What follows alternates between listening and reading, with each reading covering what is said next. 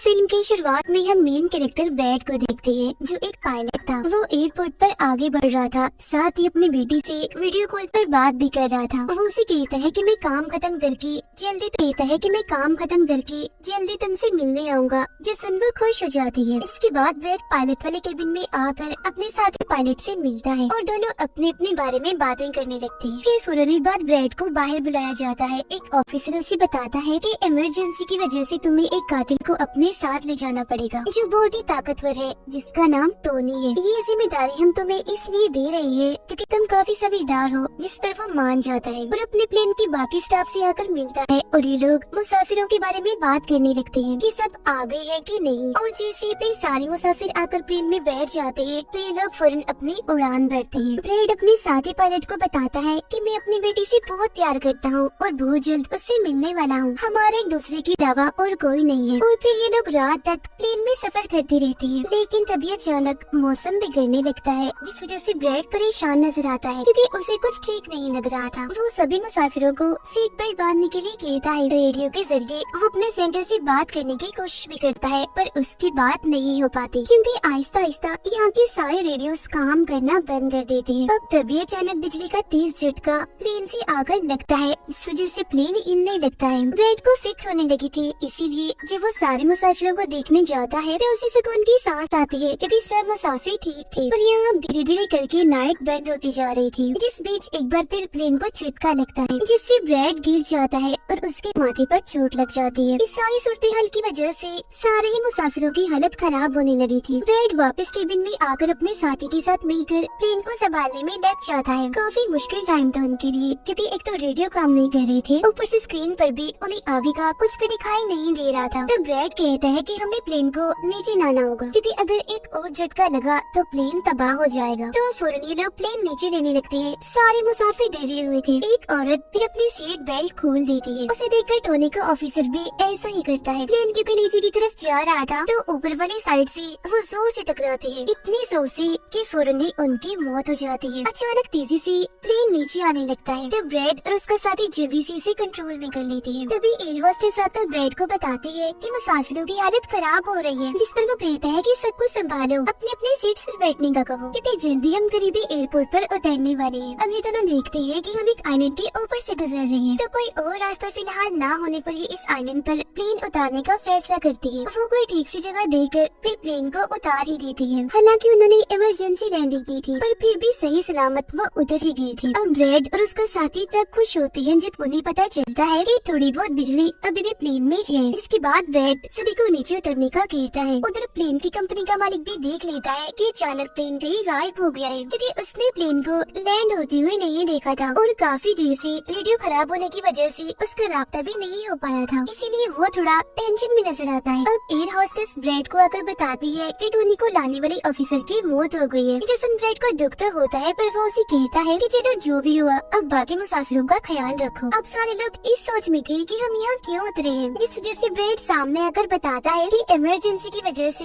हमें यहाँ उतरना पड़ा। प्लेन में अभी भी थोड़ी बहुत बिजली मौजूद है, जिससे हम बाकी बिजली की चीजों को ठीक कर लेंगे। तब तक आप लोग यहाँ आराम से रहिए, खाना पानी मिलेगा और रहने की जगह भी, और आप लोग घबराइएगा नहीं, बहुत जल्द हम यहाँ से निकल जाएंगे। उधर प्लेन कंपनी के मालिक की मुलाकात एक रेस्क्यू एक्सपर्ट से होती है, जो ऐसे लोगों को खोज निकालने का काम करता है जो मुश्किल में कहीं फंसे होते हैं। कंपनी का मालिक उसे कहता है कि मुझे मेरे प्लेन की सारी डिटेल्स, जैसे कि वो कहाँ गया, उसके वर्कर्स, मुसाफिरों की सबकी जानकारी चाहिए। अब ब्रैड प्लेन के पास आकर उसे ठीक करने में लग जाता है, पर वो देखता है कि प्लेन में पावर बिजली काफी कम है, इसीलिए इनको इंतजार करना होगा क्योंकि रेडियो भी अभी काम नहीं कर रहे। फिर जब वो इस बारे में अपने साथी पायलट को बताता है तो उसका साथी नक्शा देखकर बताता है कि हम एक प्राइवेट आइलैंड पर फंसे हुए हैं। ये कोई आसान जगह नहीं है, बल्कि यहाँ एक प्राइवेट आर्मी का कब्जा था, जो बुरे लोग थे क्योंकि उसमें सारे ही गुंडे थे, और अगर उन्होंने हमें कोई भी नुकसान पहुँचाया तो गवर्नमेंट भी हमें नहीं बचा पाएगी। जो सुन ब्रैड कहता है कि अब कैसे भी करके हमें अपनी रेस्क्यू टीम को यहाँ बुलाना ही होगा ताकि वो आकर हम सबको बचा ले, क्योंकि यही एक रास्ता है यहाँ से निकलने का। अब ब्रैड सबके पास आकर उन्हें बताता है कि किसी खराबी की वजह से रेडियो अभी भी काम नहीं कर रहा, जो सुनकर सारे लोग काफी परेशान हो जाते हैं। ब्रैड उन्हें फिर तसल्ली देता है कि हम आइलैंड के दूसरी साइड पर जाकर रेडियो को ढूंढेंगे और अपनी टीम से रेस्क्यू टीम को यहाँ भेजने के लिए कहेंगे, जो आकर आप सबको बचा लेगी, और मेरे साथ टोनी जाएगा। ये कहकर वो टोनी की हथकड़ी खोल देता है और ये लोग आगे बढ़ जाते हैं।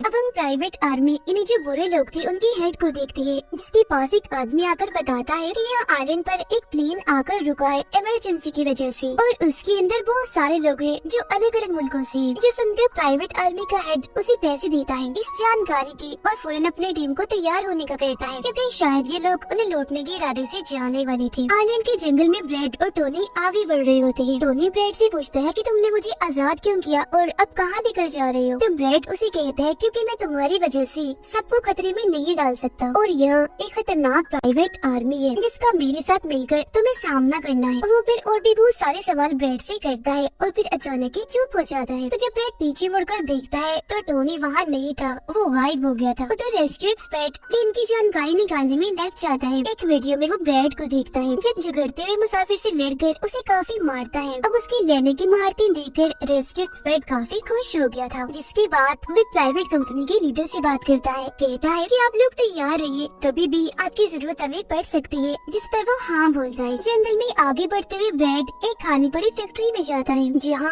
वो एक बंद रेडियो मशीन को ढूंढ ही लेता है और फिर उसे ठीक करके फोन लगाता है। हेल्पलाइन पर उसकी बात होती है जिन्हें वो अपने प्लेन और इस आइलैंड के बारे में बताता है, लेकिन लाइन में कोई गड़बड़ी होने की वजह से सामने वाला इंसान उसकी बात सुन ही नहीं पाता। तब उसे एक आइडिया आता है, वो ये सारी चीजें अपने बेटी को लिखवा कर उसे अपने ऑफिस में बताने का कहता है। अब तभी एक आदमी आकर ब्रेड पर हमला कर देता है, तब वो उसे पकड़कर काफी मारता है और बेहोश कर देता है। तभी ब्रेड को महसूस होता है जैसे इस कमरे में कोई आ रहा है, इसीलिए जल्दी से वो छुप जाता है। पर वहाँ और कोई नहीं बल्कि टोनी था, जिसने बहुत सारे गुंडों को मारकर उनके हथियार ले लिए थे और वो ब्रेड को आवाज लगाने लगता है। पर जब ब्रेड सामने आता है तो कुछ हथियार वो उससे भी दे देता है। इसके बाद ये दोनों नीचे की तरफ आने लगते हैं। तब यहाँ उन्हें एक कैमरा मिलता है जिसमें चल रहे वीडियो से उन्हें पता चलता है कि वो खतरनाक प्राइवेट आर्मी यहाँ आने वाले लोगों को अगवा कर देती है और फिर उन लोगों की फैमिली से अच्छी खासी रकम लेती है उन्हें छोड़ने के बदले। जो देख वो समझ जाते हैं कि हमारे मुसाफिर भी खतरे में हैं। अब ये दोनों बाहर खड़ी गाड़ी में आकर बैठ जाते हैं और अपने मुसाफिरों की तरफ जाने लगते हैं। उधर जब सारे मुसाफिर बैठे हुए थे तो तभी उन्हें किसी गाड़ी की आवाज आती है। वो ये सोचकर काफी खुश हो जाते हैं कि जरूर ये ब्रेड है, पर ब्रेड नहीं, वहाँ तो वो खतरनाक प्राइवेट आर्मी थी। वो गोलियां चलाकर इन लोगों की तरफ बढ़ रही थी। इन गोलियों की आवाज ब्रेड और टोनी ने भी सुन ली थी। प्राइवेट आर्मी का एक पायलट से सभी मुसाफिरों की लिस्ट मांगता है। तब जल्दी से एयर होस्टेस उसे लिस्ट लाकर दे देती है। फिर वो हेड पूछता है कि तुम्हारा सीनियर पायलट ब्रेड कहाँ पर है? जिस पर वो बताता है कि किसी काम से वो जंगल में गया था पर अभी तक वापस नहीं आया। इसी दौरान एक औरत वहाँ से भागने की कोशिश करती है पर वो लोग गोली चलाकर उसे मार देते हैं। ये आवाज सुनकर ब्रेड उनकी मदद करने के लिए भागता है पर टोनी उसे रोक लेता है। गुंडे सारे मुसाफिरों को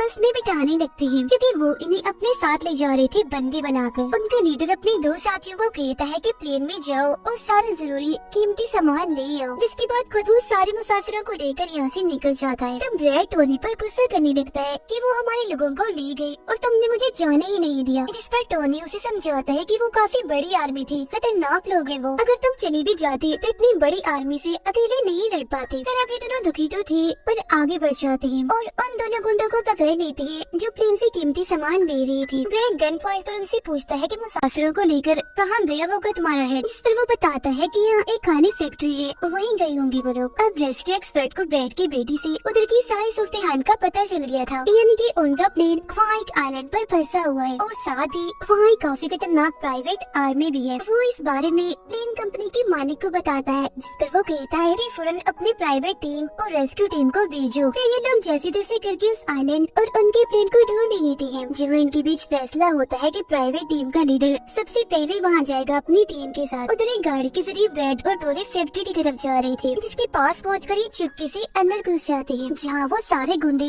मुसाफिरों की वीडियोस बना रहे थे, ये दिखाने के लिए कि कौन सा मुसाफिर किस मुल्क से है। अब प्राइवेट टीम भी प्लेन के पास पहुंच जाती है पर इन्हें जब वहाँ कोई नहीं दिखता तो टीम का लीडर प्लेन के अंदर जाकर चेक करता है जहाँ 2 लोगों की लाशें थी। इसके अलावा वहाँ ब्रेड का छोड़ा हुआ मैसेज भी मिल जाता है जो कि उस फैक्ट्री तक आने का रास्ता था। फैक्ट्री में दोनों छुपकर उन गुंडों पर नजर रख रही थी, जिनमें से 2 गुंडों को वो पीछे से आकर पकड़ लेते हैं और मुंह बंद करके उनका दम घोट देते हैं, जिससे उनकी मौत हो जाती है। फिर ये खुफिया दरवाजे से आगे बढ़ते हैं और एक कमरे के बाहर जा पहुँचते हैं। उस कमरे के अंदर ही सारे मुसाफिरों को कैद किया हुआ था। वहाँ बहुत सारे गार्ड्स खड़े हुए थे, जिन्हें देखकर टोनी को काफी गुस्सा आ जाता है। इसीलिए वो वहाँ पड़ा हथौड़ा उठाकर एक एक करके सभी को मारता जाता है। फिर ब्रैड एक कुंडे से चाबी लेकर उन मुसाफिरों को कमरे से आजाद कर देता है। वो फिर सबको कहता है कि जल्द से जल्द प्लेन के पास पहुँचो, क्योंकि रेडियो के जरिए उन्हें मदद मंगवाई है, रेस्क्यू टीम आती ही होगी। इसके बाद वो सब लोगों को बस में बिठाता है। तभी टोनी उसके पास आकर बताता है कि वहाँ बाहर बहुत सारे गुंडे खड़े हुए हैं, तो हम यहाँ से नहीं निकल सकते। वो जब भी मुसाफिरों को परेशान देखता है तो कहता है कि मैं मुसाफिरों का ध्यान भटकाऊंगा, जबकि टोनी तुम सभी मुसाफिरों को यहाँ से ले जाना। जो कहकर ब्रैड वहाँ से निकलकर गुंडों के पास आता है। उनके हेड से बात करता है कि मेरी टीम यहाँ आ रही है, इसीलिए तुम मेरे मुसाफिरों को छोड़ दो। तब तभी गुंडे आकर उसे मारने लगते हैं और उनका हेड कहता है कि ऐसे कैसे छोड़ दूं? पैसों के बगैर मैं किसी को नहीं छोड़ता। जिसके बाद वो गोली से जैसे ब्रैड को मारने वाला होता है कि तभी प्राइवेट टीम यहाँ आकर उन पर हमला कर देती है। वो काफी गोलीबारी करती है, जिसमें बहुत सारे गुंडे मारे जाते हैं। इसके बाद वो ब्रैड को लेकर यहाँ से जाने लगते हैं। बस में बैठकर निकल जाते हैं। गुंडों का लीडर देखता है कि बाकी गुंडों के साथ साथ मेरा भाई भी मारा गया है, तो उसे काफी गुस्सा आता है। इसीलिए वो अपनी टीम को कहता है कि जल्दी करो,